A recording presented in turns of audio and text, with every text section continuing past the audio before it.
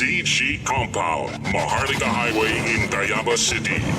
The newest, the hottest FM station. This is DZDG 96.7. Veteran broadcasters take the helm, delivering the latest and the hottest news here and abroad. Magandang umaga, Pilipinas. Start your day well-informed and aware sa mga pangyayari sa komunidad, sa bansa. Mahigit na 41,000 individual posibleng ilikas sakaling ilagay sa Alert Level 4 ang Bulkang Mayon. Sa buong mundo. Naharap sa 37 criminal charges si dating US President Donald Trump. Retired Executive RTC Judge Romy Villanueva Kami po ang inyong tagapagbalita, Romy Villanueva. with former Professor Ben Del Mundo. Romy and Ben at your service. Mondays to Fridays, 7 a.m. to 8:30 a.m. Dito lang sa main source of news and public affairs on air. CZDG FM 96.7. Mula sa newsroom ng DZDG 96.7 Destiny Radio, sumasa inyo ang Balitang Balita. kasama nyo ang inyong tagapagbalita. Romy Villanueva. At Ben Del Mundo.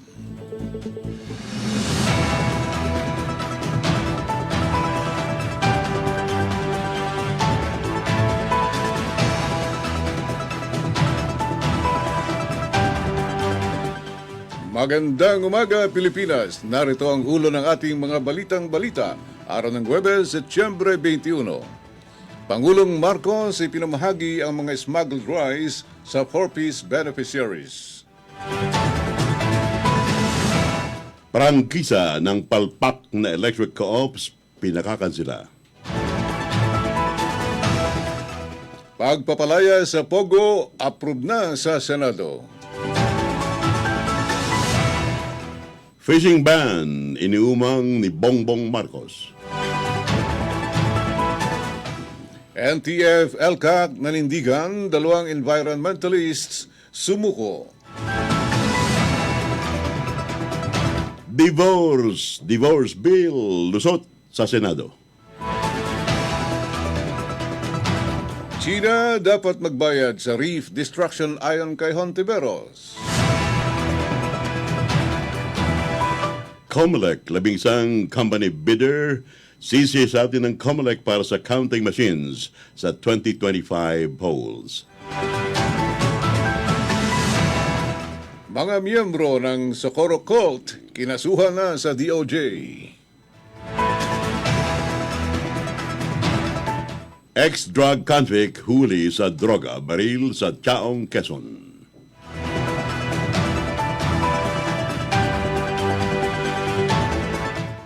SLEX TR5 project ng San Miguel Corporation, aprobado na ng Sangguniang Panlalawigan. Quezon Provincial Health Network, inilunsad ng Sangguniang Panlalawigan ng Quezon. Kauna-unahang San Diego de Alcala Short Film Festival, bukas para sa Quezonian filmmakers. Mayor Lovely Reynoso Pontioso nakipagpulong sa Prime Water. Isang bagyo inaasahang papasok ngayong Setyembre ayon sa Pag-asa. At sa ating editorial na hinango sa pahayagang Pilipino Star ngayon, suspensyon ng excise tax dapat ipatupad. Balitang Balita. At ngayon sa detalye ng ating mga balitang balita, aabot sa 1,500 sako ng premium quality rice ang ipinamahagi ni Pangulong Marcos sa mga benepisyaro ng Pantawid Pamilyang Pilipino Program o 4Ps sa kanyang pagdalaw sa NFA Region 9 warehouse. Inihayag ng Pangulo na ang mga ipinamahaging bigas ay bahagi ng 42,180 smuggled sacks na bigas na nagkakahalaga ng 42 million pesos na nakumpiska ng mga otoridad sa ginawang raid sa isang warehouse sa Zamboanga City noong Setyembre 15.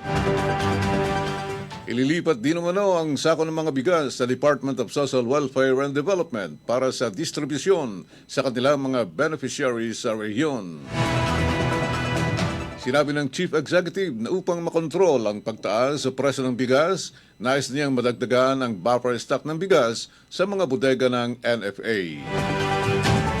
Ayon sa Pangulo, napagdesisyonan na ang bilihan ng dry palay ay 19 hanggang 23 pesos habang ang wet palay ay 16 to 19 pesos. Balitang Balita. Pinakakansela ng ACT-CIS party list at dalawa pang mambabatas ang mga prangkisa ng mga palpak na electric cooperative sa bansa at papapasukin ang mga bagong kooperatiba ng kuryente. Sa House Resolution number 1302, nilagdaan nila ACT-CIS party list Representatives Tulfo, Jocelyn Tulfo at Ed Vicyap, Benguet Representative Eric Yap at Quezon City 2nd District Congressman Ralph Tulfo. Layon nilang maimbestigahan at maribisa ang prangkisa ng mga electric cooperatives na nila ay matagalang inirereklamo ng publiko. Anang congressman, nais nilang papasukin ang mga bagong kooperatiba ng kuryente bunsod ng mga reklamo ukol sa pangit na serbisyo ng mga electric cooperative sa kanilang mga lugar.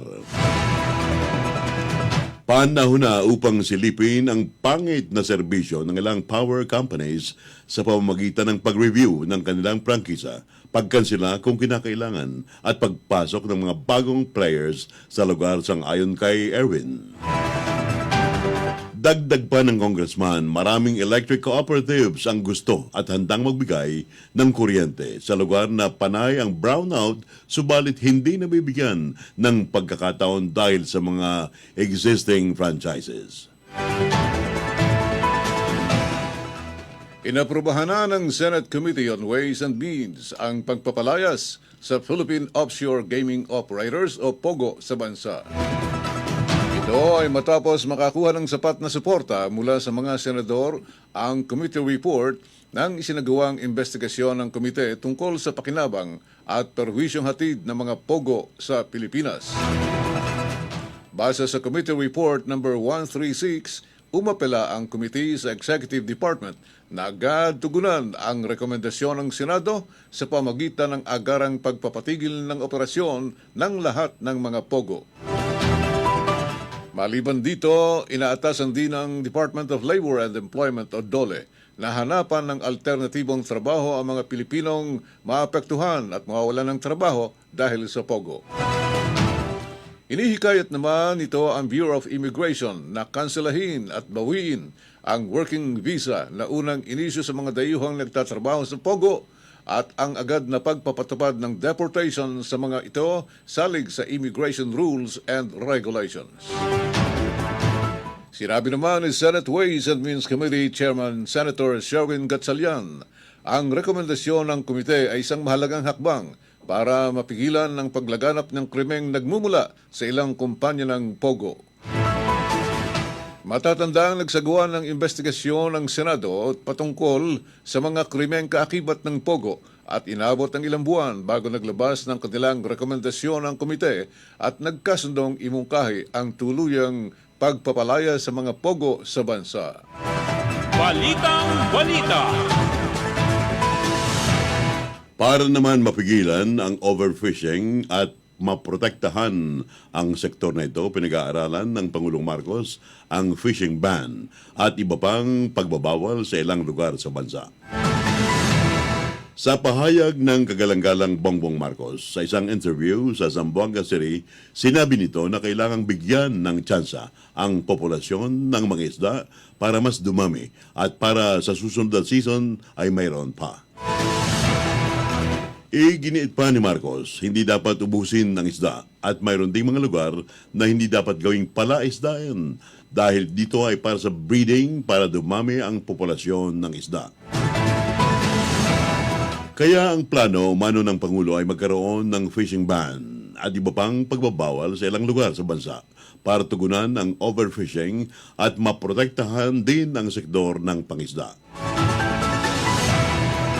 Sinabi naman ng Presidential Communications Office na plano ng administrasyon na magkaroon ng mas marami pang cold storage facilities dahil hanggang 30% ang mga nahuhuling isda ay degraded o may mga damaged. Habang doon umano sa mga maliliit namang bagsakan ay magbibigay ang pamahalaan ng gawa ng yelo na ilalagay sa bangka para hindi masira ang mga huli nilang isda.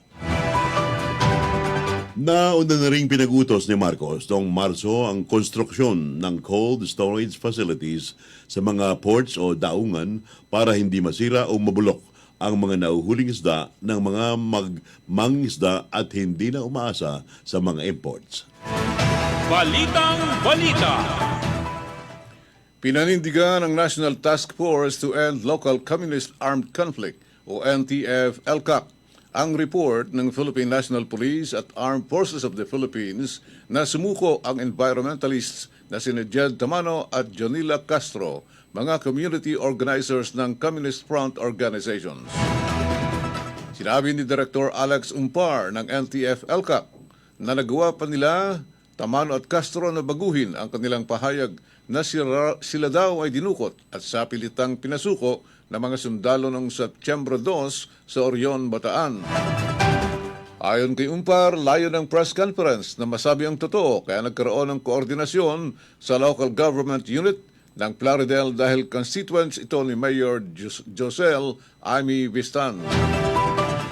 Aminado si Umpar na ikinagulat at ikinalungkot nila ang biglaang pagbabago ng isipan ng dalawang estudyante dahil nais lamang nilang mailapit at matulungan ang mga ito na nagbalik loob. Aniya, hindi nito mapipigilan ang kanilang pagtupad sa mandato ng task force.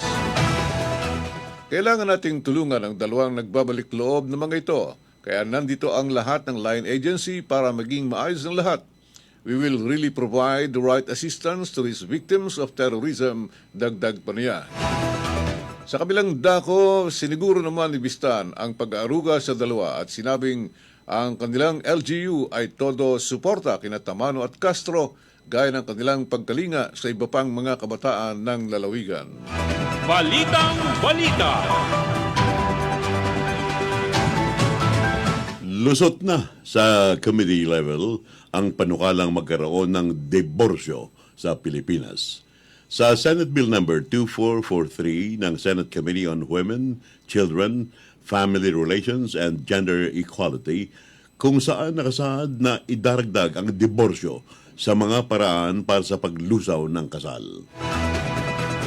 Nakasaad din sa panukala na dapat ay nakalista ang mga grounds o mga batayan sa pakikipagdiborsyo gaya ng 5 taong tuloy-tuloy na paghihiwalay o mayroong patlang, walang judicial decree ng separation at ang pag-rape sa asawa matapos at bago ang kasal. Kasama din sa pwedeng grounds ng legal separation ang nakasaad sa Family Code maliban na lamang sa pagiging lesbian o homosexual at kung aaminin ang isa sa pagtataksil. Maaari ding dahilan ang pakikipagdiborsyo ang irreconcilable marital differences o ang hindi pagkakasundo ng mag-asawa kahit anumang pagsisikap. Kikilanin rin sa Pilipinas ang diborsyo na nakuha sa ibang bansa at ang diborsyo na pinayagan ng isang simbahan o religious entity. Habang ang mga may hirap na gustong magdiborsyo ay bibigyan ng korte ng abogado, social worker, psychologist, psychiatrist at hindi pagbabayarin ng filing fee. Balitang Balita. Samantala, nagpanukala si Senadora Risa Ontiveros sa Senado na dapat magbayad ang China ng bilyong piso matapos ubusin at wasakin nito ang coral reef sa Philippine Sea. Sa ilalim ng proposed Senate Resolution number 804, na kinokod din nito ang malawakang pag-aani ng coral at humihikayat sa kaukulang Senate Committee na magsagawa ng investigasyon ukol dito. Iniulat ng Armed Forces of the Philippines at Philippine Coast Guard noong Lunes ang pinsala sa Escoda Shoal. Nauna nang inihayag ng international maritime expert na nakaamba ang negatibong epekto ng nasabing pinsala sa Philippine fisheries kung hindi pipigilan ang iligal na gawain sa teritoryo. Balitang Balita. Sisiyasat din naman ng COMELEC ang 11 kumpanya na nagsumite ng kanilang proposed contract price para mag-supply ng 110,000 automated counting machines na papalit sa vote counting machines para sa 2025 midterm elections. Kabilang sa mga nagsumite ng kanilang contract price ay ang Dominion Voting Systems, Miro Systems, Pivot International at Smartmatic. Ang Smartmatic ay ang service provider simula lumipat sa automated elections noong 2010. Subalit nabatikos dahil sa pagkasira ng mga makina sa araw ng halalan. Noong Hunyo, isang petisyon ang inihain sa COMELEC na naglalayong i-disqualify ang Smartmatic sa bidding. Sinabi ng COMELEC na ang kanilang law department ay nakapaghain ng komento at magkakaroon ng deliberasyon sa ANBank at walang basihan. Ang sinabi ng COMELEC na ang kanilang law department ay magkakaroon ng deliberasyon sa ANBank at walang basihan upang ma-disqualify ang Smartmatic. Pumapalo ang contract price sa pagrenta ng ACM ng 19.8 billion pesos. Dagdag pa ng COMELEC na hindi bibili ang hensya ng mga makina dahil ito ay mangangailangan ng mas maraming gastos tulad ng warehousing. Dapat isumite ang mga kinakailangan sa katapusan ng Oktubre 2023 at ang award na kontrata ay naasahang ibibigay sa Enero 2024. Balitang Balita. Sinampahan naman ng reklamo sa Department of Justice o DOJ ang umano'y religious cult sa Surigao del Norte kaugnay sa mga naiulat na sexual abuse sa ilang libong menor de edad. Kinumpirma ni Justice Secretary Jesus Crispin Remulla na June 1, 2023 pa lang ay inihain na ng NBI Caraga Region ang reklamo laban sa mahigit sa 10 individual na miyembro ng Socorro Bayanihan Services. Ibinunyag kumakailan sa privilege speech ni Senator Riza Hontiveros ang umano'y kulto sa bundok ng Socorro, Surigao del Norte kung saan nagaganap ang rape, sexual violence, child abuse at pwersahang pagpapakasal sa mga bata. Naharap ang 13 suspect sa kasong qualified trafficking, kidnapping, and serious illegal detention, practice of child marriage, at paglabag sa Special Protection of Children against abuse, exploitation, and discrimination. Wala pang naisisagawang preliminary investigation dahil sa mga motions to inhibit na isinampa ng mga respondent laban sa mga piskal. Dahil dito, hihilingin na ng DOJ sa Supreme Court na mailipat ang kaso dito sa kanilang tanggapan sa Maynila. Balitang Balita. Arestado ng mga pulis ang isang dating drug convict na may dalang illegal na baril na ikinasang o sa kanilang buy-bust operation nitong Martes, Setyembre 19 sa Tiaong, Quezon. Sang-ayon sa ulat ng Quezon Police nitong Miyerkules, hawak ng mga anti-narcotics operative si Randy Argelio, 49 anyos, matapos itong magbenta ng 500 peso na halaga ng shabu sa isang posyo buyer bandang alas 11:45 ng gabi sa barangay San Agustin. Nakuha sa suspect ang 7 sachet ng hinihinalang shabu na may street value na 11,424 pesos at isang improvised shotgun.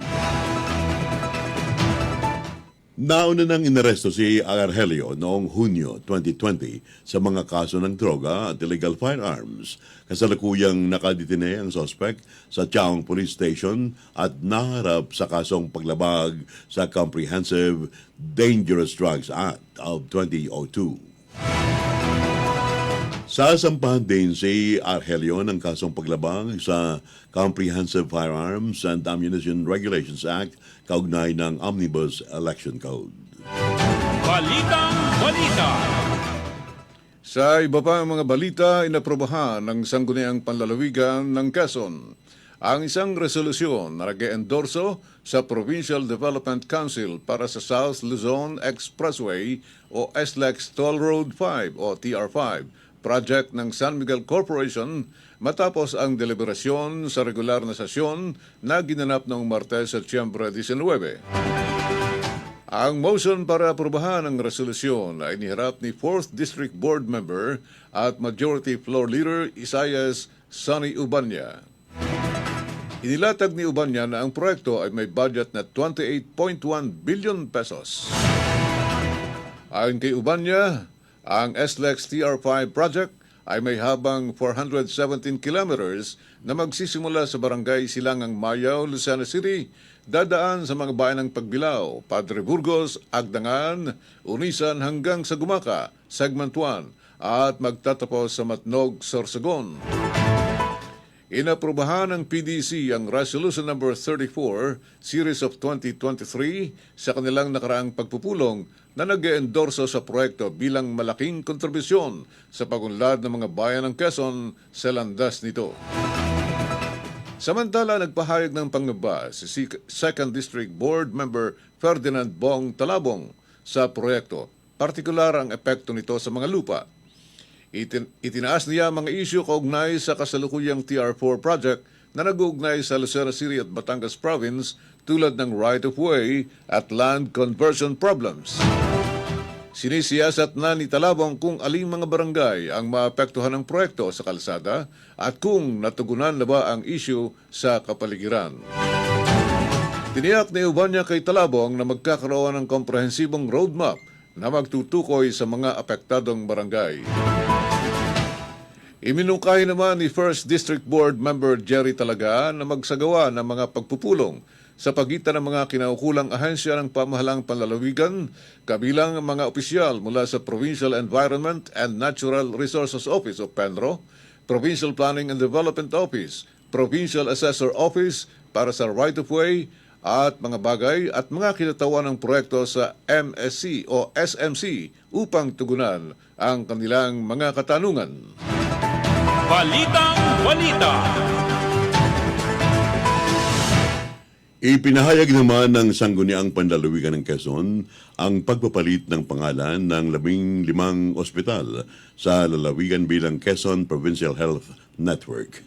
Sa ilalim ng Provincial Ordinance No. 2023-008, layunin nito na mapabilis at mapalakas ang serbisyong pangkalusugan na inaiaalok nito sa mga residente ng lalawigan ng Quezon. Kabilang dito ang Ospital ng Gumaca, Candelaria, Alabat, Bontoc Peninsula, Infanta, Atimonan, Giniangan, Lopez, Mauban, Polillo, Sampaloc, San Francisco, San Narciso, Unisan at Quezon. Ang pagpapalit ng pangalan ng mga ospital na ito ay hindi lamang simpleng pagbabago ng pangalan, kundi nagpapakita din ng dedikasyon ng pamahalaan na mapabuti ang kalidad at pagiging abot-kaya ng mga serbisyong pangkalusugan para sa kapakinabangan ng komunidad. Balitang Balita. Sa kabilang dako, inianunsyo ni Quezon 4th District Representative Mike Tan na bubuksan ng kauna-unahang Santiago de Alcala Short Film Festival para sa film enthusiasts sa Quezon. Ito ay may temang Metamorphosis, Discovering the Contemporary Santiago at isang pagdiriwang ng sining, kultura at malikhaing pagpapahayag. Ayon kay Tan, ito ay isang platform para sa mga magagaling gumawa ng pelikula sa lalawigan, layong mas makilala ang mga kabataang Quezonian at makilala ang mayamang pamanang kultura ng lalawigan. Ang mga interesadong kalahok ay maring magsumite ng kanilang entry sa pamagitan ng online entry form na makukuha sa official website ng festival. Balitang Balita.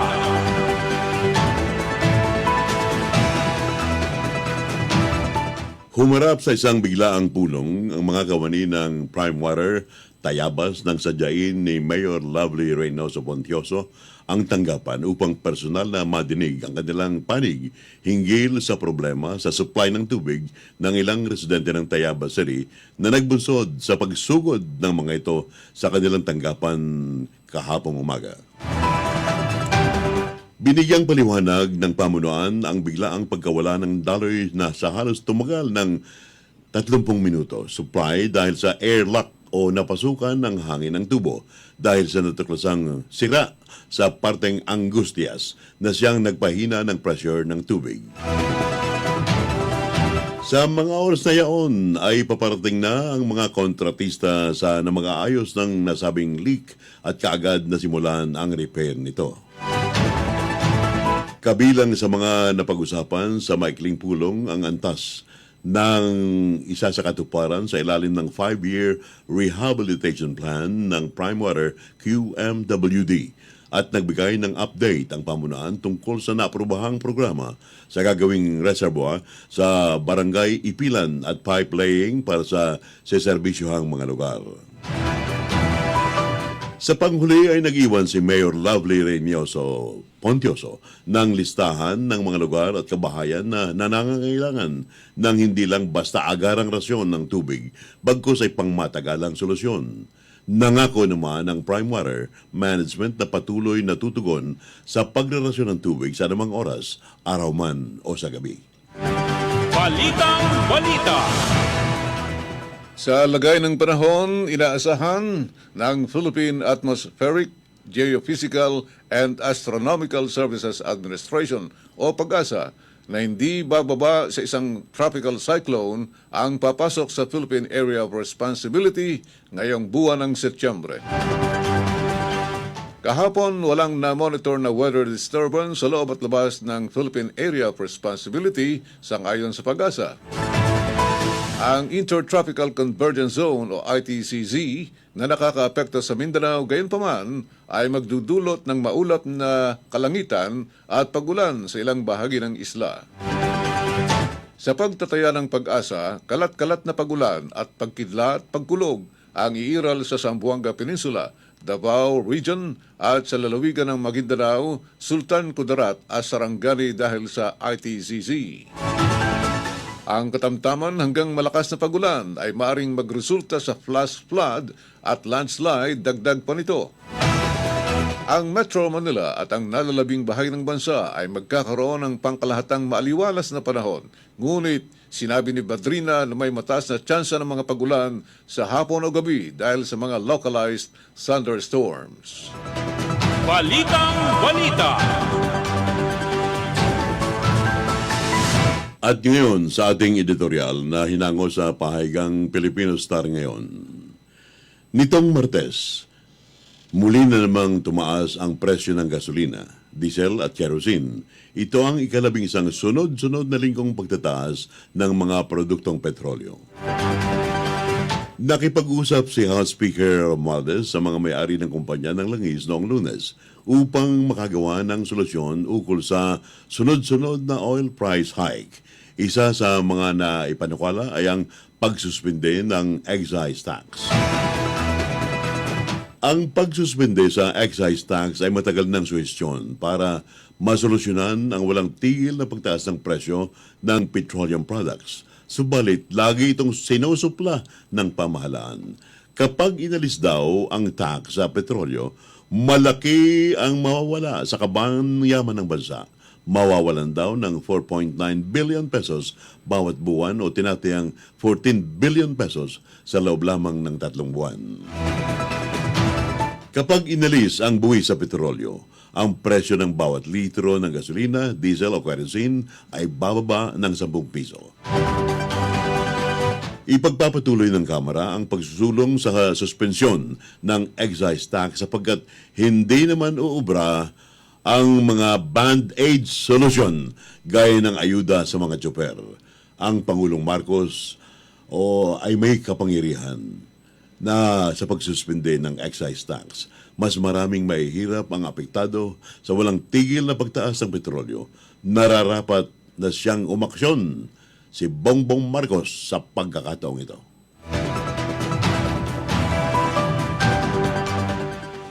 At dyan mga kaibigan, ang hanay ng ating mga balitang balita sa araw na ito ng Huwebes, ika-21 sa buwan ng Setyembre taong 2023. Ang inyong mga tagapagbalita Romy Villanueva. at Ben Del Mundo. Sumayin niyo ang kalipunan ng mga Balitang Balita. na tinipon ng news team ng DZDG 96.7.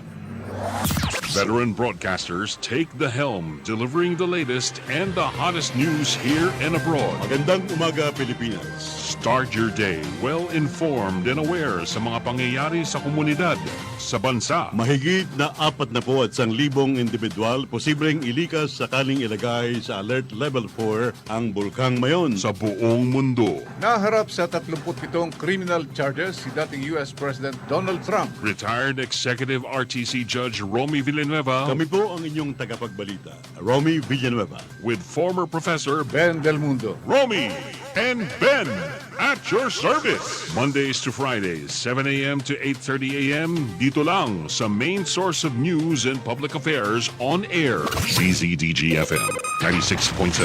More news, more infotainment, more music, more fun. This is DZDG 96.7. Bilang isang nanay, kailangan malakas ang ating resistensya. Pakinggan si Ate Conching Asinas. Ako si Conchita Asinas ng Tagumpay Nawan Oriental Mindoro. Ako ay matagal nang nagamit ng produktong Marca P, Brown Rice Coffee. Bumuti po ang aking pakiramdam, gumanda ang aking ng katawan. Lagi ako ngayong malakas ang resistensya. Gumamit na rin po kayo ng produktong ito at napakaganda po nito. Maayos po ito sa ating kalusugan. Nakakapagpaano ng kolesterol, nakakapagpababa, nakakapagpaayos din ito ng yung mga nasakit sa ating katawan, nagaling, nawawala na. Mabibili na ang Mark Cafe Brown Rice Coffee Creamy 10-in-1 plus 1 Coffee Mix sa pinakamalapit na grocery, supermarkets, butika at drugstores dito sa ating lugar. Your favorite FM station. DZDG 96.7. It's hot, hot, it's wild, wild. Ito ang DZDG 96.7 Sticker Day. Ihanda ang inyong kotse, truck, SUV, tricycle, jeepney, blast! Your radios sa tugtog ng DZDG 96.7. Fiesta sa mga mata, ang mga nagagandahan at mga sexy ladies in shorts at naka-DZDG 96.7 t-shirts. Ang DZDG 96.7 ladies mismo ang magkakabit ng stickers sa inyong sasakyan. Ang DZDG 96.7 Sticker Day. Quezon will rock, rock, rock. Ako po si Mayor Lovely Reynoso Ponchoso, bumabati ng congratulations sa DCDG, ang bago nating radio station dito sa lungsod ng Tayabas. Congratulations po. DZDG 96.7 is in need of an FM radio technician with IT background. Applicants, please bring your resume and visit us 10 a.m. to 3 p.m. Monday to Friday at DZDG 96.7 along Maharlika Highway, Barangay Kalumpang in Tayabas City. DZDG 96.7.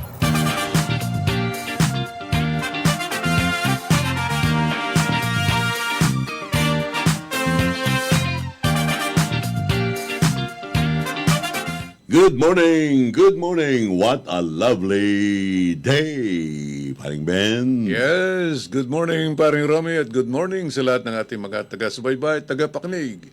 Araw po ng Huwebes, Setyembre 21, anniversary pa rin ng martial law. Oh. Yan, batas militar. Mabuti tayo nakaalis doon. Yan. Pero nag-iwan niyan pa rin ng hindi magandang marka Mm. sa buhay ng mga maraming Pilipino. At yung mga biktima, hindi pa rin nababayaran. Yes, yung iba nabayaran na konti. Pero marami pang hindi pa nabibigyan ng bayad pinsala. Pero pare, bumabandera, diborsyo, lusot na. Yes. Ay, naku naman. Ay, bago tayo tumalakay dyan sa diborsong yan, Oh. ay atin munang binabati ng magandang umaga ang lahat ng mga nakikinig dyan sa TrueMark. Yun. Yan. At saka sa Chuki Restaurant. Okay. At saka sa bookstore dyan sa SM. Yes, yes. Umpisa sa October 9, may bayad na ang parking sa SM, Lucena City. Yun naman. Yan ay may advantages and disadvantages. Correct. Ang disadvantage ay di mapipigtalang ka ng 20 pesos sa imbulsa sa paggamit mo ng parking area sa SM. Kanino mo nalaman yan, pare? Well, malaki ang karatula nakalagay doon, pare. Doon sa entrance pa lang. Pagpasok mo, nakalagay doon. October 9 ang simula ng pagbabayad ng 20 pesos parking fee Hindi ako sa SM Lucena. Hindi ako nakakapasyal kasi. Oo, Ay, flat rate o merong fixed rate yun. per hourly rate? Fixed rate, pare. Ganoon. Ibig sabihin, tumagal ka rin ng 2 oras o 4 na oras, yun pa rin ang rate. Yung pa rin. Huwag ka lang aabutin ng hating gabi o madaling araw at iba na ang multa. Multa ang babayaran mo. Magbabayad ako 20 pesos. Ganon. Oo. May libreng payong naman sila pag umulan. Abay, siyempre. Libreng payong. Dito ka pare kukuha ng payong sa DCDG. Yan. Ating sticker day sa araw ng Sabado. Correct. Yan. Ngayon, pare, ang advantage naman nung magbabayad ka ng parking fee ay security sa iyong sasakyan. Sticker. Yan ang sticker. Bibigyan natin kay Adrian Villaruel. Ay, ito ba si John, si John... Janug. John the third. Taga Lucena ba yun? Yung nanalo sa atin? Hindi ko alam. Yan, sa Adrian ha. Sa Sabado, kumbidado ka namin alas 9 ng umaga, ha? Sino? Okay. Mamaya. Mamaya. At itong sticker na ito'y reflectorized. Yes. Nagtatagal ng 5 years ito pare bago matanggal. Kung bigyan natin ng SM. Pagka may DCDG, libre na parking natin. Ay, very good. Very good. Alam mo pare, ang kabutihan naman ng may parking fee. Okay. Sigurado ka na hindi makakalabas yung sasakyan mo nang hindi mo ipresenta yung ticket. Hindi mo nanakaw ang yung sasakyan. Ayun, diba? Tama. Siyempre, pag exit ka na, hanapin ng gwardiya, nasan lang yung ticket. Ganoon. Ay pag wala, karnaper ka. Ay, gayon pa man, madidelay ka pa ng konti, no? Hindi man may delay, basta sigurado. October 9 pala. Yes, sir. Pero pag may DCDG sticker, ay magbabayad din. Ipag-usap natin. Ay, kaibigan naman natin si Janet Hineblaso. Siyang Public Information Officer. Janet! Good morning, Janet!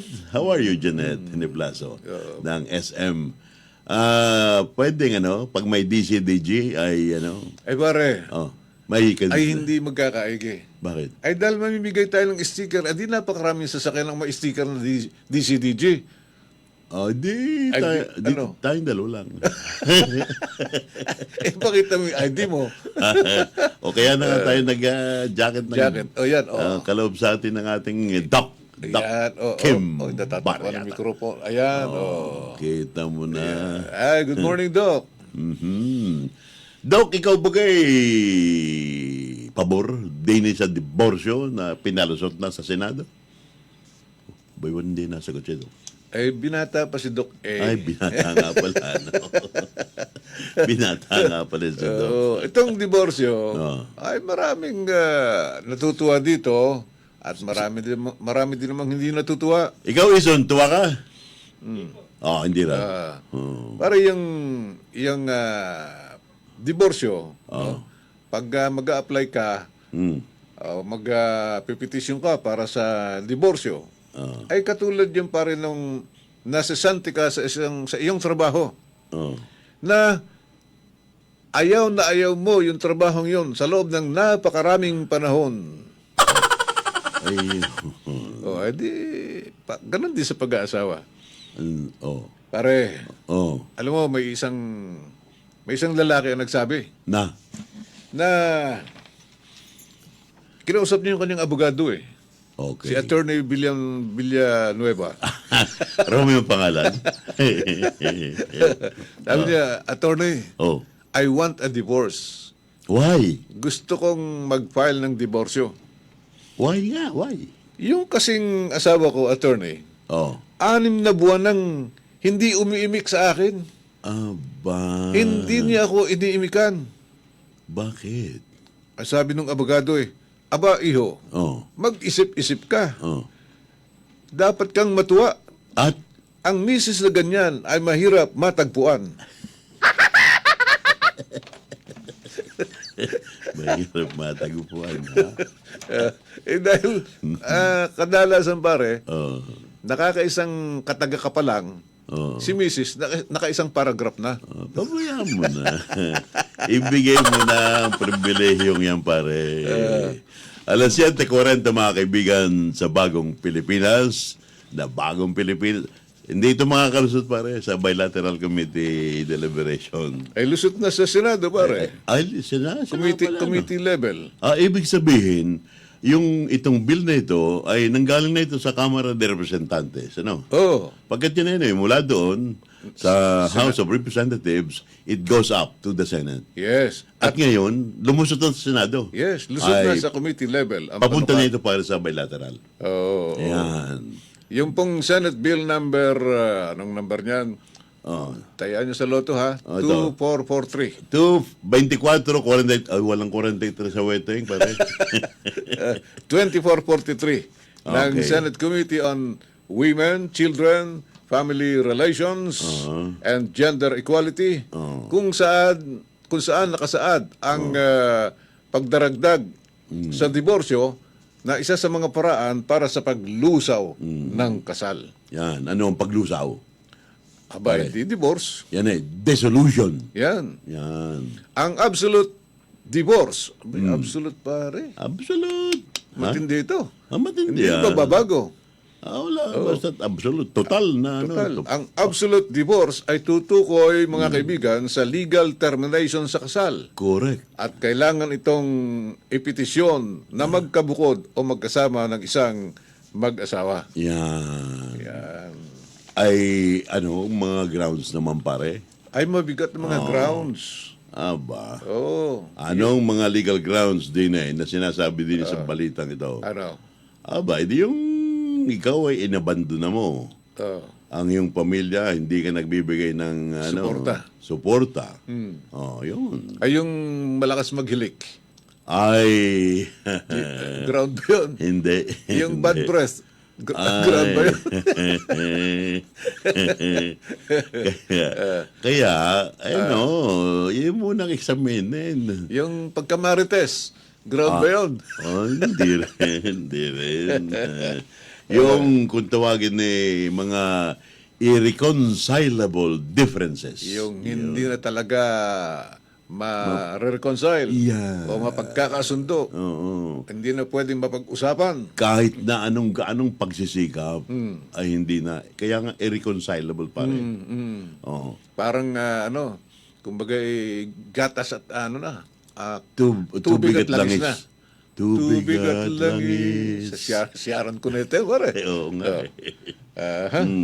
Alam mo ba kung ano ang number 1 na sanhi ng diborsyo? Ano? Kasal. Asan? Marriage. O pag-aasawa. Ay dahil kung hindi ka kasal, Walang diborsyo. Kaya number 1 na sanhi ng diborsyo, yung kasal. Ay pare, meron ng Pag ito'y naaprubahan, natitiyak ko pare, na marami ng mga babae ang magbebenta ng kanilang wedding dress. Yung sinuot nila sa kasal. Ay. Ilalagay doon ay worn once by mistake. Isinuot ng minsan dahil lang sa isang pagkakamali. Mistake. Ay di, ilagay mo sa rental. Ayun. Diba? Donate mo na lang. Oh. Sa mga gusto magpakasal na walang maibili ng gown. Dito pare, sa pangyayari ito, lalaro dito yung mga opinion ng mga psychologists, psychiatrists, bakit nagkakaroon ng ganyan. Ay, dito magandang pakinggan natin yung panig ng kababaihan. Sino kayang pwedeng i-guest natin? Tumawag kayo mga kaibigan sa 100. Pero exempted yung ating business, ha? Oh. Hindi kasama sila. Hindi. Baka tayo matalo eh. Kaya doon talo na agad. Talo na agad tayo. Pabor ba kayo o hindi sa diborsyo? Yan. Yan. Pag-usapan natin mga kaibigan. Malaman namin ang inyong nasa sa isipan. Oo. Kung kayo po pabor, ay ipahayag nyo. Hmm. At kung kayo naman ay tumututol o hindi pabor, Ah. malaman din natin. No? Wala namang mawawala pare. Ay, biro mo pare. Ano yun? Ang isang matindi dito pa sa bill na ito, Oh. ay bibigyan pa ng korte ng abogado. Yung mahihirap. Oh, yan na nga eh. Yung mga walang maibayad sa filing fee. Yan. Kasi magastos parang, Abayo. expensive yung pagpa-file ng divorce. Oo. Kukuha ka ng abogado. Magkano ang bayad sa abogado? Acceptance fee ng abogado sa ganyan. Oo. Ayun na lamang yung declaration of nullity ng marriage. Oo. Di pumapalo yan ng mga 200,000. Isipin mo yan. Ay, Kaya- huwag na, hindi na tayo magdi-divorce. Okay. Oh, Sayang. sino? Si Olan. Tingnan natin kung ito ay pabor sa divorce. Si Olan Mape, come in, please.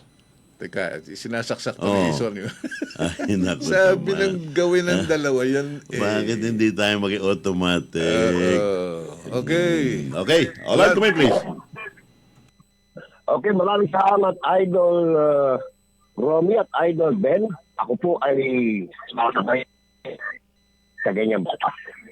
Sapagkat may ilang mga kadahilanan ang sapay ng ang bawat pamilya na dapat ay malutas ito sa nararapat na ugnayan dalawa kung siyempre wala hindi.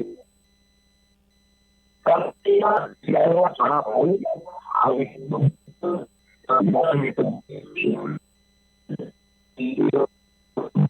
Sandali, Olan, ha? At hindi maganda ang hindi maigi yung kapeng ininom mo, ha?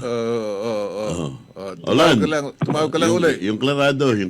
Oo. Parang kumain ka yes, ng sir, yes, sir. Yun. Yes, sir. Okay. Okay. Sige, come in, please. Isinagawa kahapon ng buwan ng Setyembre, ang 20 kahapon, sa Sede Hotel BGC Taguig, Metro Manila, ang paunaunahang pagpupulong ng mga miyembro ng Primary Care Provider Network o Steering Committee.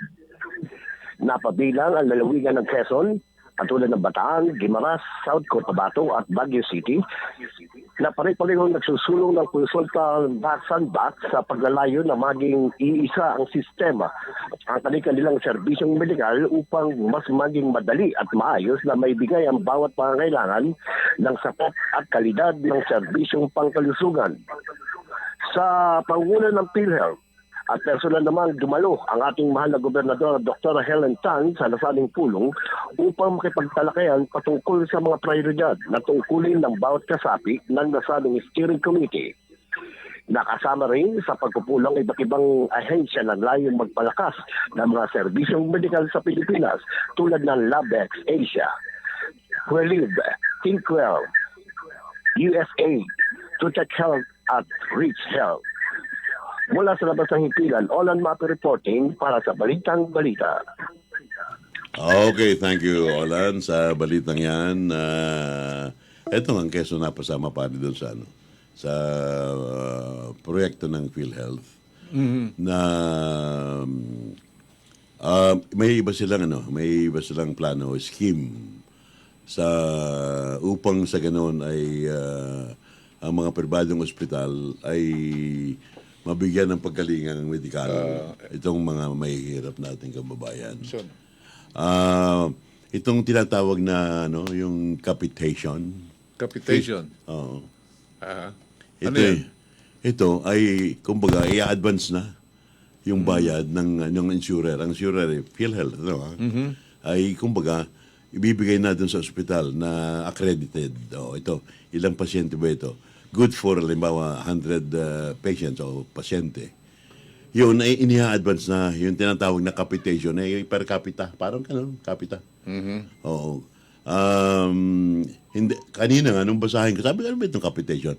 Hindi ito capitalization, hindi yung capital. Hindi kapihan. Hindi kapihan. Capitation.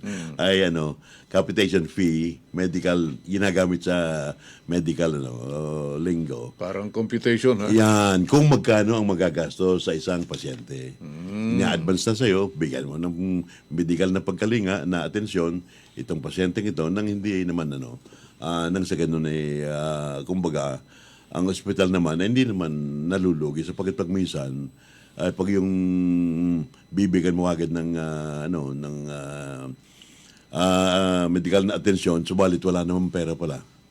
Ngayon, ini-insure na ng PhilHealth. Yan ang, kumbaga, pinakang maiksing paliwanag. At mamaya, halukay ko sa akin na research kagabi.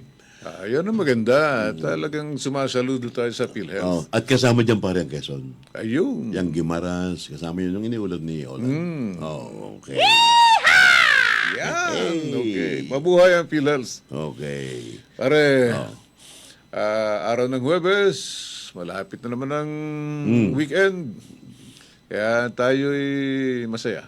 Masaya tayo sa 21 ng Setyembre. ilang araw na lang. Ay araw ng Marcelo. Kaya tayo mga lalaki pare, tayong in charge sa kusina at sa paglalaba, sa pagmamalansa.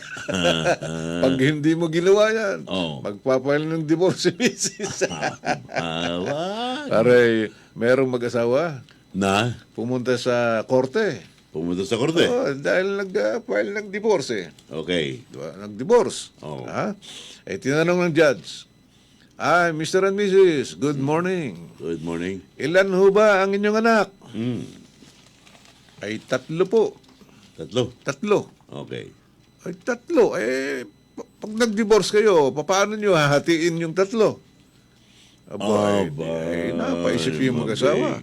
Nagkaroon sila ng mahabang diskusyon, pare. Ay, paano nga naman, 3? Hindi pwedeng 2 sa akin, 1 sa iyo. O 2 sa iyo, 1 sa akin. Kaya sabi niya, sir, Your Honor, Judge Romy. Okay. Ay, babalik na lang ho kami sa next year. Next year pa, ha? Oo. Kasi gagawa kami ng 1 pa. Di magiging 4. Di pwede, madali na paghahati. 2. Tig 2. Tama. Ayan, ha? So, after 9 months pare, nanganak. Nanganak si Mrs. Oo. Ay bumalik sa judge. Judge, nanganak na po ang misis ko. Ay kaya lang po ay kambal. Paano yun? Ay di ko na naman, add number na naman. Hirap na namang hatiin. Dahil 5. Anong naging advice ng judge? Sabi ng judge, ay kayo umuwi na, huwag na kayong magdiborsyo. Ayun. Oh, no! Ito mo na. Well, tayo'y dapat magpasalamat sa pagdatal ng panibagong araw sa ating buhay, mga kaibigan. Yes. Yung araw-araw ay nadadagdagan ang mga araw sa ating buhay, ay malaking bagay yun. At huwag kayong mapapagod.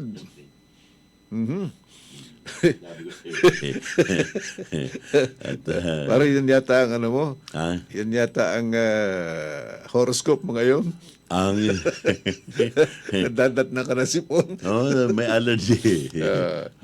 Ayun, nawala yung binabasa ko. Ayan. Okay. Huwag kayong mapapagod na magpasalamat sa Diyos. Sapagkat ang Diyos hindi napapagod, nagisingan kayo umaga. Yes. Di ba? Kaya, let's pray and give thanks to the Lord. Correct. Paggising nyo sa umaga. Yan, unang-una sa umaga. At kayo nagising. Ay kung hindi kayo nagigising, give thanks, pare. Yes, Kahit na may plano ko yung magdiborsyo. Ay, nako. Ipanalangin niyo po. Hiwalay. Ay, subukan nyo, ha? Yung manalangin. Subukan mo, pare. Yung mag-asawa, kayo mag-prayer, kayo join dadasal. Bibihira. Sa ilang milyon tayo para sa ngayon? 112 million na Pilipino? Yes. Pupusta ko kung mayroon diyang 30% na nagdadasal ang mag-asawa na sabay. Yung bang sila ay nagpapalitan ng pagdasal sa isa't isa. Napakabisa niyan, pare. Yes, oo. Napakabisa. Paniwala ko Kaya kayo. yung mag-asawang ganyan, pare, hindi makakaisip ng diborsyo. Kailan pa man hindi. Oo. At Sa saka, pare, tayo predominantly Catholic country, Correct. ay ang simbahan tutol sa diborsyo. Yan. Sapagkat sila'y naniniwala, kahit tayo pare, Oh. tayo naniniwala na what God has put together, Let no man. put asunder. Yan. Ang pinag-isa ng Diyos ay hindi dapat paghiwalayin ng tao. Tama. Diba? Kaya't subukan nyo po lamang. Subukan nyo. Na, sabi, Mrs., ikaw na, ang lalaki kasi kung minsan may pride pa eh. May ego. Ego, na ayaw magsalita. Abay, complete surrender pare. Surrender mo kay Lord ang iyong sa harap ng iyong misis. Ay, patatawarin ka niyan. Di ba? Di ba pinatawad ka pare? Mapagpatawad naman. Pare, Diyos kaya nagpapatawad, tao Ayun pa na, kaya? Yun na nga. Diba? Tayo nagpapatawa lamang pero mula po sa kabuturan ng aming puso, totoo po yan. So, 5 sandali na lamang bago sumapit ang 8:00 ng umaga.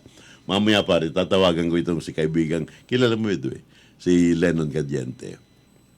Okay. At ito ay, siya ay nagsisilbi pa rin sa siya ay chemical engineer. At isa sa mga water tester. Ay sabi ko ito pala lahat pala ng mga tindahan, restaurants, ay yan pala merong periodic test ng tubig na iyong kumbaga ay sinisilbi. Edi sabi ko okay, pwede ka baka akong makausap bukas? Ay pwede po, mga bandang 8:00 at siya daw ay habang siya nasa highway nagmamaneho ay nakikinig sa atin. Good morning, Lennon. At maya-maya. At alam kong darating ka, mag-aati ka pa ng iyong anak sa school, mga 8:10. Tatawagan kita. 4 na minuto mga kaibigan bago mag-8:00 sa ating palatuntunang Romy and Ben at your service. Kanina pa rin, nabanggit ko sa iyo na itong SM ay, meron silang proyekto na shoes for every, school, itong mga school children. Sa lahat dyan ng SM outlet? Ang tawag shoeless children. Yan, ito ang kanilang lakas pa rin ng katok, teka lang. May baka si Joe Marichan yan. Ayan, narinig yata tayo. Hindi, tuloy pa rin. Oo, kasi bukas naman yung kanilang radyo doon naririnig tayo pero pag nagpupukpok, hindi yata nakakarinig. Oo. Mga kaibigan, pasensya na po kayo. Patuloy po ang konstruksyon dito sa kalapit na building namin. Sige, para ito paring Banay may kaugnayan sa 65th founding anniversary ng SM. Ay, alam mo naman ng SM, di man nagsimula. Kaya SM sabi, Shoe Mart. Parang Shoe Mart, Nagsimula rin sa Carriedo. Yes. Nang maliit lamang. Ngayon, katakot-takot na ang SM. Sila po ay merong proyekto na mapagkalooban ng sapatos ang mga batang mag-aaral. Sapagkat sa kanilang pagsasurvey, pare, ay merong halos ilang porsyento. Kawawa naman, nakatsinelas lang. Yung iba, pumapasok pa pa rin ng talagang walang sapatos. 14% of the Earth's inhabitants ay walang sapatos. Ina-adequate ang kanilang footwear. Parang ako pa rin, nung elementary. Oo. Diyan sa Santa Cruz, Marinduque. Nasa Gabaldon Elementary School. Yes. May mataas na lugar, parang bundok Nilalakad namin yan. Nakatsinelas lang ako. Ay, tsinelas. Kami nga, bakya bakya pare. Bakya mo, neneng. Ba, totoo yun, pare? Kupas na. Ang sarap namang gamitin ng bakya Nalagatok, Ay, di bagat yan ang bakya, ganyan kakapal. Hanggang sa numipis, Pag kung tawagin pag lumalagapit na, yung ibig sabihin na sound na sa yung sakong, ay dapat mo nang paltahan. Talaga pala parang bakyang-bakya ka. No? Bakya. Oo. Ay, nilalagyan pa namin para ng Boston. Siya nga. Oo, para matibay. Oo. Sa inyo pala, sa Marinduque, ay tsinelas. Chinelas na sipit yung digoma. Ay, class pala kayo. At ang baon namin pare, 25 centimos. Oh, Aba, isang ng malaking maruya yun, yung sinaludsod. ay, tama. Sarap, yung balinghoy. At saka, uulaman mo ng scramble. Ayun. Scramble ice, ano? Oo. Ay, swabe na yun. Suwabe, oo. O kaya naman, kung ikaw ay magulang, yung pinapashoot, yung sa ice cream, meron din sa inyo sa Manila. Meron, Yung pinapashoot, tsak! Pag nakashoot ka rin sa libreng ice cream. Yun. At saka yung tinapay, palaman mo yung ice cream. Ay, sarap nun. ayos na. Oo. Naranasan mo yun, Ison? Hindi. Yung tinapay na, ano yung tawag doon, pandikoko, ayun nilalagyan ng palaman na ice cream. Okay, ito mo. Masarap Okay, break muna tayo. Ay, siya nga pala, Ison, sa'yo muna. Broadcasting from the DCG compound, Maharlika Highway in Tayabas City. The newest, the hottest FM station. This is DZDG 96.7. Veteran broadcasters take the helm, delivering the latest and the hottest news here and abroad. Magandang umaga, Pilipinas. Start your day well-informed and aware sa mga pangyayari sa komunidad, sa bansa. Mahigit na 41,000 individual posibleng ilikas sakaling ilagay sa Alert Level 4 ang Bulkang Mayon. Sa buong mundo. Naharap sa 37 criminal charges si dating US President Donald Trump. Retired Executive RTC Judge Romy Villanueva Kami po ang inyong tagapagbalita, Romy Villanueva. with former Professor Ben Del Mundo. Romy and Ben at your service. Mondays to Fridays, 7 a.m. to 8:30 a.m. Dito lang sa main source of news and public affairs on air. CZDG FM 96.7. At home, at work, on the road, anywhere, and everywhere. DZDG 96.7.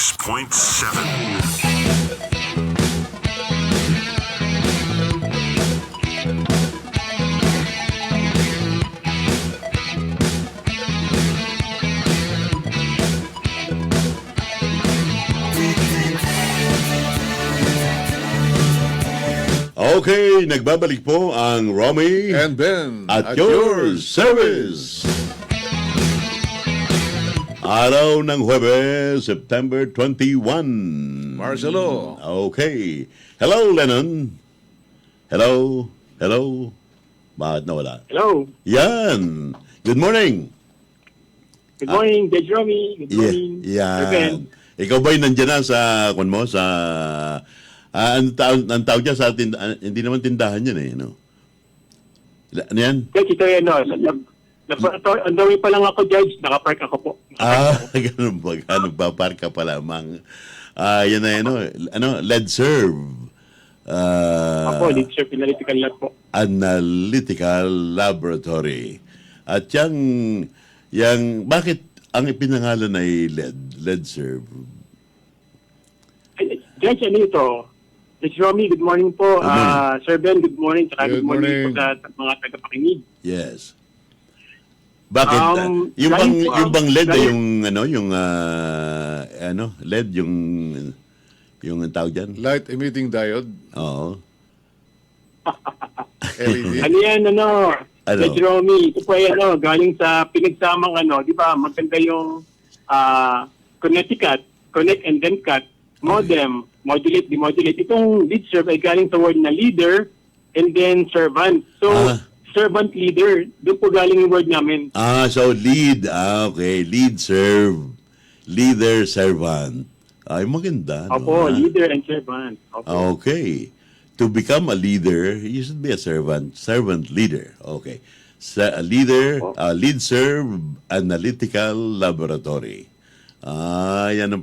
Ako kasi nagtataka. Sabi ko, ba't kaya ganito ang, pangalan? Yung palang istorya niyan. Ngayon, yung Lead Serve Analytical Laboratory, ang serbisyong ipinagkakaloob sa mamamayan ng Lucena at sa buong lalawin ng Quezon ay ano, Lennon? Sir, ang Lead Serve po ay nagbibigay ng naglalaan po kami ng serbisyo sa Quezon bilang isang globally competitive DOH accredited laboratory for drinking water. Mm-hmm. Kami po ay dedicated and ang integrated namin sa pagsusuri ay kami po ay nagtitiyak ng kaligtasan ng inuming tubig para sa mahalaga po ito para sa public health.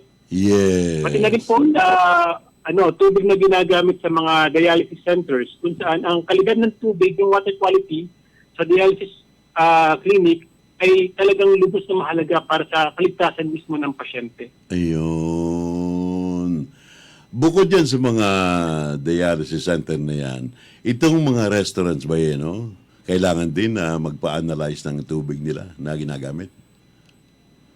Opo, Judge Romy. Opo, ang ating strategy ay magbigay ng serbisyo sa mga kliyente na may strict na requirement. Hindi nyo po matatanong, napaka-strict na requirement sa mga drinking water station, restaurant, food establishment. Pero mas strict ang requirement po ng water hemodialysis clinic. Kaya po, pinagbubuhusayan namin magbigay ng serbisyo sa mga dialysis unit para muscle memory na lang, automatic na lang, yung serbisyo na may bibigay namin sa water refilling station, food establishment, farm, residential buildings, schools, yes, ay ganoon din po kataas ang kalidad ng serbisyo binibigay namin sa mga restaurant and water refilling stations.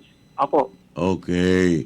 At papaano na ang isang entity o isang halimbawa paaralan, paano masasabi na sila ay compliant o nagko-comply sa periodic test ng kanilang drinking water? Yung ba yung sakop ba yan ng sanidad? Opo, Judge Romy. Ang bali po sa Philippine National Standard for Drinking Water, ang may mandato po na mag-monitor ay ang ating local health unit, ang mga sanidad po. Sa kanila po, sinasubmit yung mga test report na pinapagawa po sa amin. Sila po ang nag-check regularly, monthly po. Opo. Okay. Ngayon, hindi naman sa paano yan? Ang pag-test ba ay mahal ang bayad? Hindi naman, Judge Romy. Ang tama lang po yung presyo ng ating examination para lang po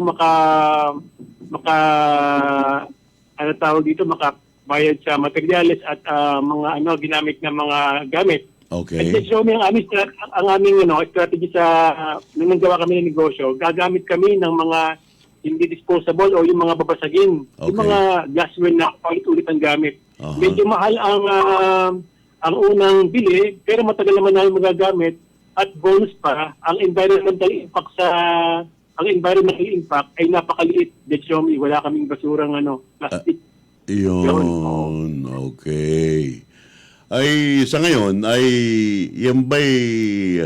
yan ay more of parang public service di ba? More na,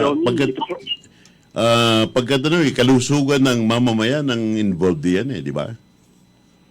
Opo. Ang negosyo po ay nagbibigay ng serbisyo para sa kalidad at sa kalusugan ng kapwa-tao. Ito po yung maganda po ba sa pakiramdam na nagne-negosyo ka, tumutulong ka pa na masigurado yung kalusugan ng kapwa mo sa maliit na paraan, indirectly, pero fulfilling po yung trabahong ito. Tama. Kung ganun, pwede tayong maging magka-partner. Pagkat ang radyo ay serbisyo publiko din, di ba? Alan? Opo. Lennon. Di ba? Opo. Oo. Opo, kami po ay willing magbigay ng mga information regarding sa paano panatiling malinis ang ang source, paano pag may problema sa source. Kami po ay handang makipagtulungan sa bagong station na to. Kami po ay excited Okay. magtulungan po mangyayari sa atin. Tama. Kaya sa yung mga pinahayag na yan, ay lalo pa nating payayabungin at palalaganapin ang kaalaman ng ating mga mamamayan. Yung mga gumagamit ba ng deep well, ay dapat sila ay magpa-test din ng tubig, di ba? Opo. At hindi niya Dr. Romy, masasurpresa po kayo.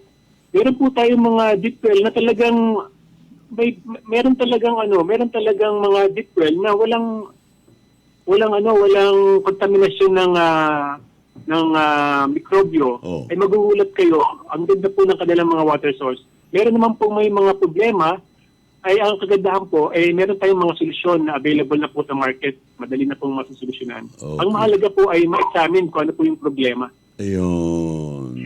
May tanong ka ba, parang Ben? Well, gumagamit kasi kami sa bahay ng Kangen machine. Okay. Kaya Kangen water ang aming iniinom, drinking water. Kaya lang, from time to time, ay kinakailangan na yung nililinis. May mga solution na ginagamit. Okay. Yun, tama. Meron ding mga makinarya na available sa market. Yung bagang parang ionized, ina-ionized, yun parang yung bang tawag doon? Yun bang sige. Opo, yung ito ba, Xiaomi, mga tinatawag na home filtration devices, ito po ay pwede rin po namin i-test. Ang gandaan po ito, bagamat ito ay nasa inyo na, nalalaman po natin kung gaano tayo kadalas maglilinis ng ating mga devices, gaano tayo kailangan mag-maintain. Yun po ang maibibigay namin na information.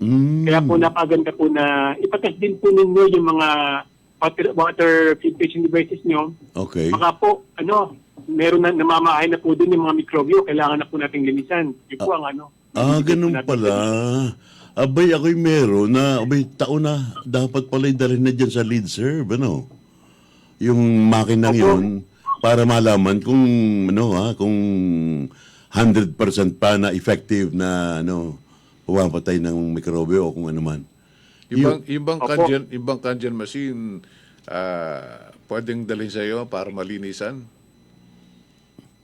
Pwede pong on-site namin kayo tulungan maglinis.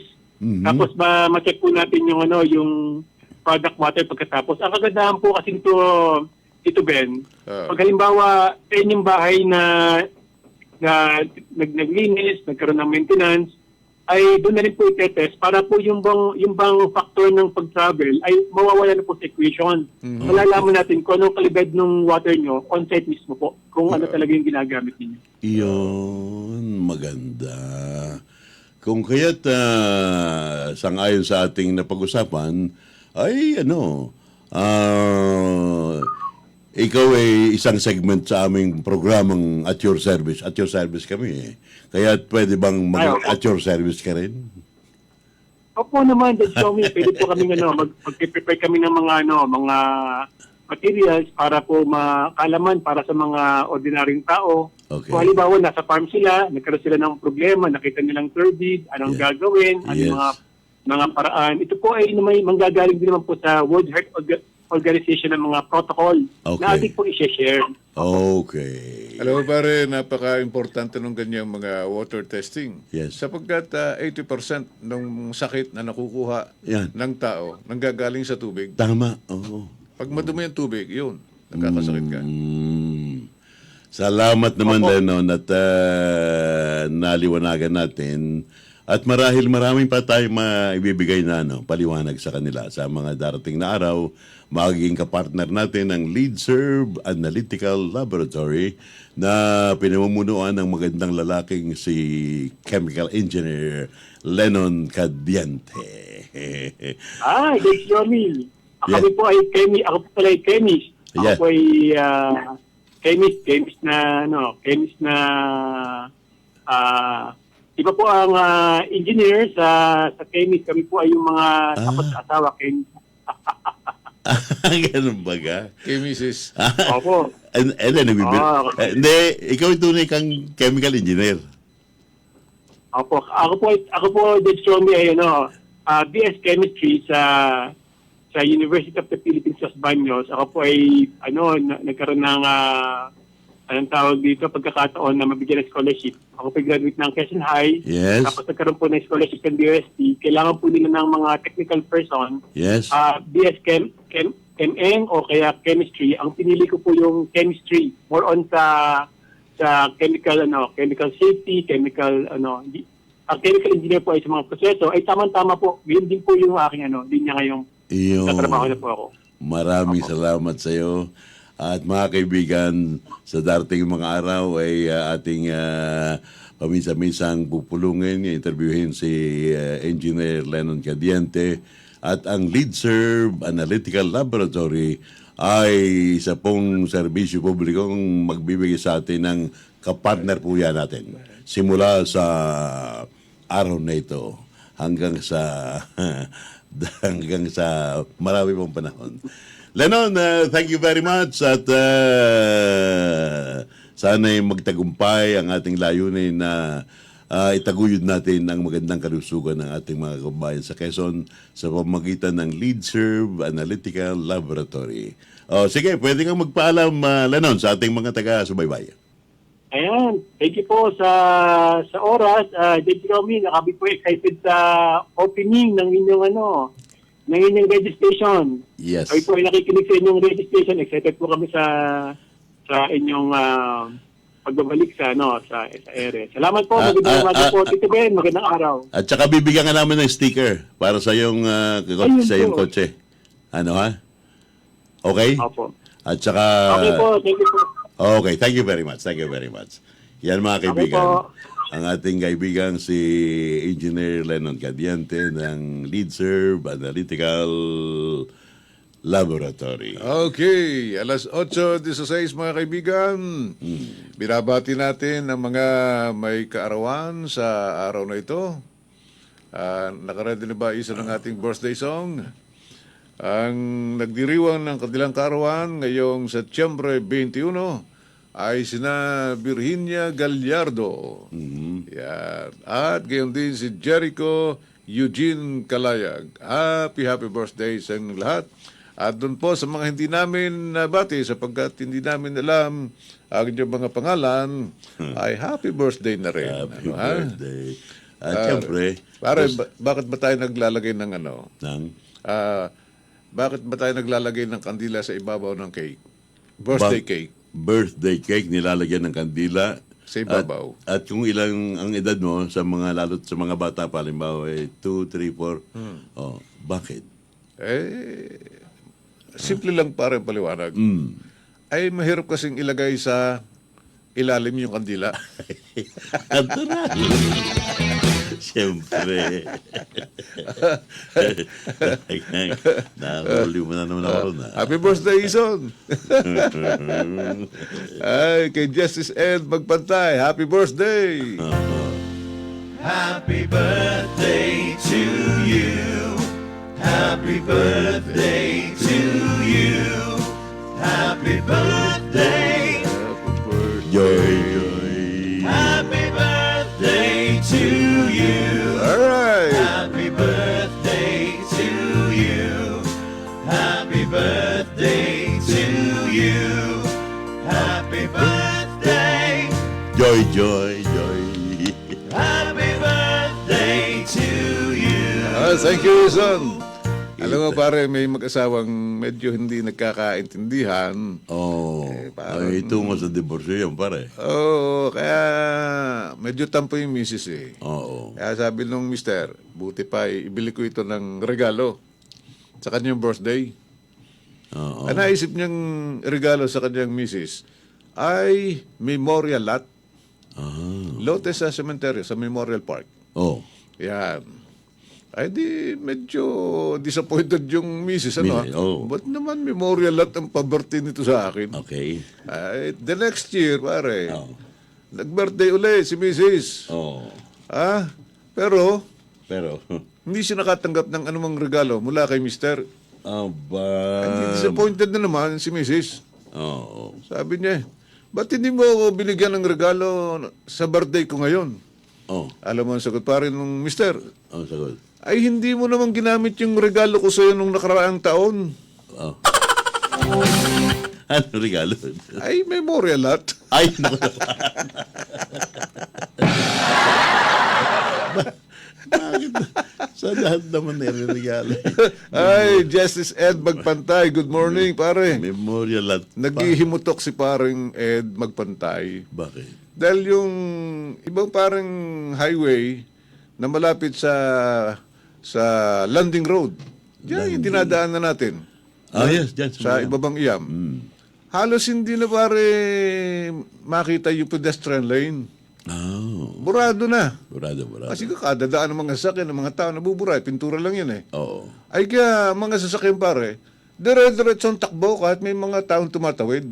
Oh, Ay kasi, nabura na yung pedestrian lane eh. burado. Ay baka naman pwedeng lagyan niya. Sino bang pwede nating tawagan ng pansin?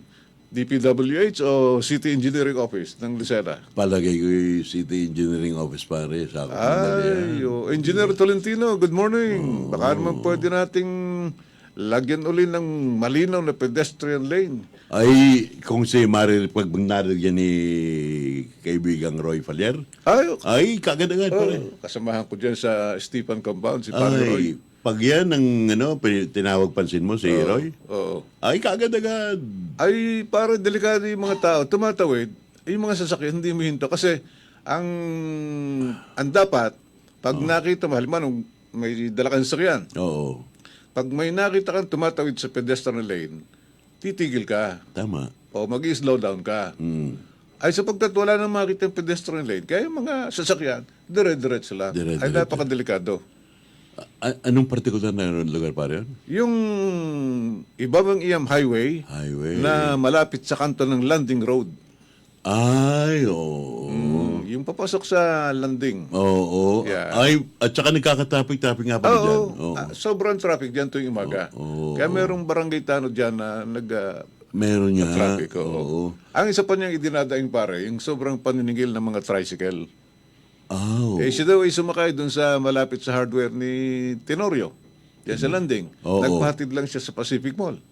Ay siningil daw siya ng 30 pesos. 30. Ang regular na pasahe, pag hindi ka lalampas ng 1 o 2 kilometro, 20 pesos lang. 20 pesos. Ay senior pa naman siya. Oo. Ay siningil siya ng sobra. Oo. Ay sabi ko, sa bagay pare, sa mahal naman ngayon ng gasolina, ay gusto lang makabawi ng mga driver. Oo. Pero wala pa namang wala pang pagtaas ng pasaheng pinapayagan ng LTFRB. Pero ang punto pa doon, ay pumayag naman kasi siya eh. Hindi nga siya pumapayag. O, ba't siya nagbayad? Salit na makipagtalo, di pinagbigyan na niya yung driver. Sabi niya, Totoy, ito, sa susunod, ay, hindi na ako sasakay sa iyo. Ganoon. Sa bagay. Ay, pero ito parang panawagan natin ito, kung ito'y marinig ni Engineer Roy Falier, ay kagad pupuntahan yan. At saka yung pare, di ba dati nasa LTFRB ka? Ako parang hindi naman sa modest station pare. Ako nagpasimula, ako nag-organize yung LTFRB niya. At sila naglalagay pa rin nung guide, yes, fair guide sa mga tricycle. Oo. Na dapat sinusunod ng mga driver at nakikita rin ng pasahero. Yes. Tama. Pero hindi na sinusunod yun ng mga driver. Ay, ewan ko at ano. Ay, mahal gatong eh. Oo. Mahal gatong, lalo na kung isa lang ang pasahero. Ayun. Ayan. Pag isa kasi, pag minsan kasi, pag dalawa, nagsishare ba sila sa ano? Hindi. Yun din. Yung regular din, oo. Okay. Kaya lang pag solo, iniisip ng driver, lugi ako. Ayun. Pero siguro dapat ito yung makarating sa pansin ng mga kinauulan para pag-aralan nyo kung ano ba ang tama o reasonable'ng pasahe sa panahong ito na nagmamahalan ang lahat ng mga bilihin. Ayun. At nahihirapan ang mga mamamayan. Yan. Ito, katutuwa ito para ni Joseph Guerrero, ang kaibigang navigator ng aking apo. Hindi mo pa ito alam. Hindi pa. Hindi pa. Hindi nagagalit ang toro. Oh, abit nang habol yan. Sa sa pulang tela. Oo. Akala mo nagagalit Yes. ng toro dahil sa pulang hindi siya nagagalit doon. Hindi nagagalit sa pulang tela na iwinawagayway ng matador. Dahil sa ang toro pala pare ay colorblind. Really? Oh, colorblind. Hasan, may pumasok ka. Pag sinabing colorblind pare, Oo. hindi siya marunong mag-distinguish kung ano ang tamang kulay. Yan, colorblind ang mga toro. Ang nagpapainit ng ulo ng mga toro ay yung paggalaw ng tela. Oo. Hawang iwinawagayway ng toreador. Oh, yun, doon sila kaya pala pag yung ganyan, pag naka-steady pare yung, yung flag na pula, ay hindi nakilis ang toro. Pero oras na iwinagayway na nung kanyang na espada, pag iwinagayway, saka siya susugurin ng toro ngayon. At pagka dumapa ka at hindi ka kumikibo, hindi ka gagalawin. Hindi ka ng toro. gagalawin. Hindi ka gagalawin. Oo. Ay, ang message. Tora-tora yun pare. Are, Diborsyo ang abutin mo. yung isang misis pare, galit na galit sa kanyang mister. Oh. Ay, yung mister pare, nag-withdraw Ng? ng 100,000 pesos. Ay, madadali siya ng Comelec. Ay, hindi naman. Kasi di pa. wala pang 500,000. Oh, wala yun pa, eh. wala pa. Okay. Nag-withdraw ng 100,000. Oh. Ay, tinanong ni misis, ba't ka nag-withdraw ng 100,000? Anong gagawin mo dyan? Saan mo gagamitin yan? Ay, ang sagot pa rin ng lalaki, confidential. Confidential. Kita mo na. Uso na, confidential. Nagiging kuntuloy. Defense mechanism, Oh, yung confidential fund. Confidential fund. Ay, confidential daw. Ay, nasa poksa ni misis. Todas ka. Sabi ni, di ba nagpatot sa dahan si Senator Ontiveros at saka si VP Sara? Oh, yan, tama. Oo. Ay, hindi rin naman respeto ang hinihingi niya kay VP Sara. Kundi ipaliwanag lang kung paano niya nagastos yung milyong confidential fund. 125 pare. Sa loob ng 19 na araw, ay ubos. Ubos. Ipaliwanag mo. Yon ang sabi ni Senator Hontiveros. Yun lang naman. Ay, hindi ba ipaliwanag, pare? Ay, secret. Ay, confidential nga eh. Ba't sasabihin ko sa iyo? Magkano ang sweldo mo, parang Rome? Magkano ang iyong pensyon? Huwag mo akong tanongin. Confidential. Kaya na nga ito. Ay, pero may magandang balita, pare, para sa mga empleyado. Sapagkat may planong ibaba na ang retirement age. From 60 na optional, gagawin na lang 56 para sa mga sundalo at pulis. Oo, Yan. tama. At ito'y sinusulong na sa Senado ang panukalang batas na naglalayong bigyan ng opsyon ang mga kawani ng gobyerno na magretiro ng mas maaga sa edad na 60? 56. 56. Yeah. Lahat sila? Lahat. Okay. Pero nababahala ang GSIS. Sapagkat? Ay may masama raw impact ito sa pondo ng GSIS. Tama. If optional retirement age is to be lowered. Madedrain ng pondo nila. Oo, kasi 60 to 56, di 4 na taon ang ibababa. Oo, dami yan. Ay, ang nag-sponsor pa rin to si Senator Revilla. This is our response to the clamor coming from our dear civil servants who, if given the option, would wish to enjoy the retirement age days at much earlier time. So, may punto yung tao, So, paano mo nga naman ma-enjoy ang retirement mo kung kay matanda na to, ugod-ugod ka na? At dapat medyo malakas ka pa, bata-bata ka pa. Enjoy mo na yung retirement mo. Okay. Katulad mo. Diba? Hindi, nag-retire ako pare, 60. Ako, si Tenta nang mag-retire. Isipin mo yun. Diba? Ay, alam mo, masarap yung masarap yung retirement. Wala nang pressure. Wala nang stress. Wala nang problema. Wala. Ang problema, wala ka nang ginagawa. Kundi. Manood ng TV. Ayun, mabuti nakakapag-broadcast tayo. Itong official natin ito. Di ba tayo nag-enjoy? Kaya yung retirement na medyo nag-enjoy ka pa at meron pang pinagkakaabalahan, that is the happiest period of life. Yes, pare. Kaya lang may tinatawag tayo pare, geriatric. Ayun nga lang. Kasi pag retire ka na, Ay. you are either called a pensioner, Uh-huh. senior, elderly, Okay. golden ager, Yun. at geriatric. Geriatric. Ay pag geriatric pa may mga sakit-sakit ka na, no? Yun. May maintenance ka na. Ayun. Pero masarap yung geriatric massage. Ay, oo. Ayun. Uy, wala na tayong oras. Good morning. Hindi na natin nababasa itong mga Oo nga, pare. tumatawag sa atin. Sige, pahapyawan natin.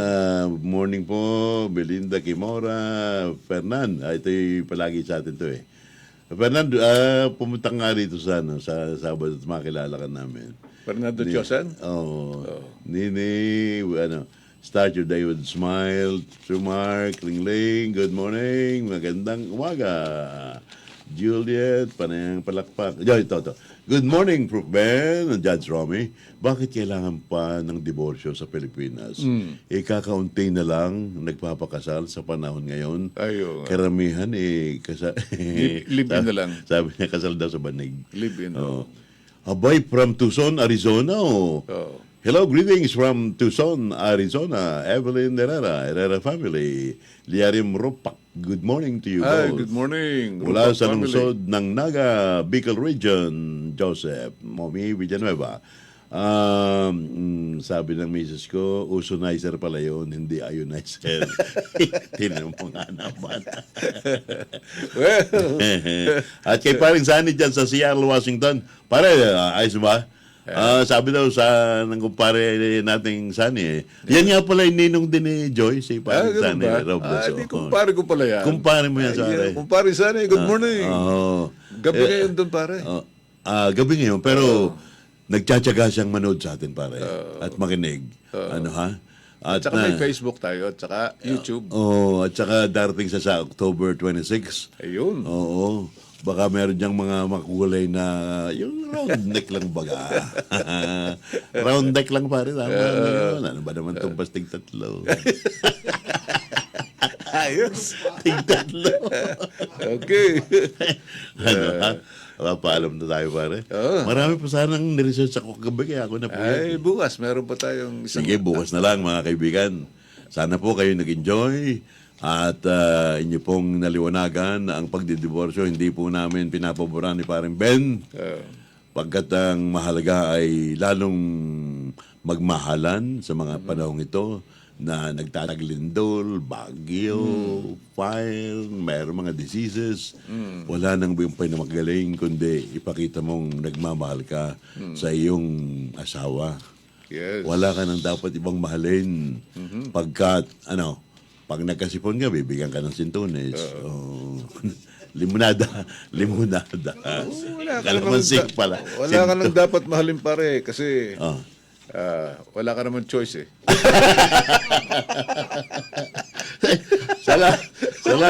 Salamat po ng marami. Okay, perfect. Thank you very much, mga kaibigan. Sana'y napasaya namin kayo sa araw na ito at natagdagan ang inyong mga kaalaman tungkol sa iba't ibang mga bagay na dapat nating matutunan araw-araw. Thank you very much. Have a nice day. Ito po ang inyong lingkod, Ben Del Mundo, ang lalaking hindi mahirap mahalin. Iyon. Wala kang words of wisdom. Bukas meron. Bukas meron. Kaya confidential. Ito, ako naman bibira. Ito yung nasa utak ko eh. For yesterday is but a dream, and tomorrow a vision. But today, well lived, will make every yesterday a dream of happiness and every tomorrow a vision of hope. Salamat po. Ito po si Romy Villanueva, nagpapasalamat. Ang Marcafe 5-in-1 plus 1 Coffee Mix. Mula sa pinagsama-samang herbal extract, ang kapeng may natural na sangkap. Kaya para sa kumpletong araw, mag-Marcafe ka na! Mark Cafe 5-in-1 plus 1 coffee mix. Ang sarap ng natural. Available in Southstar Drug, TGP The Generics Pharmacy, and at leading drugstores and supermarkets near you.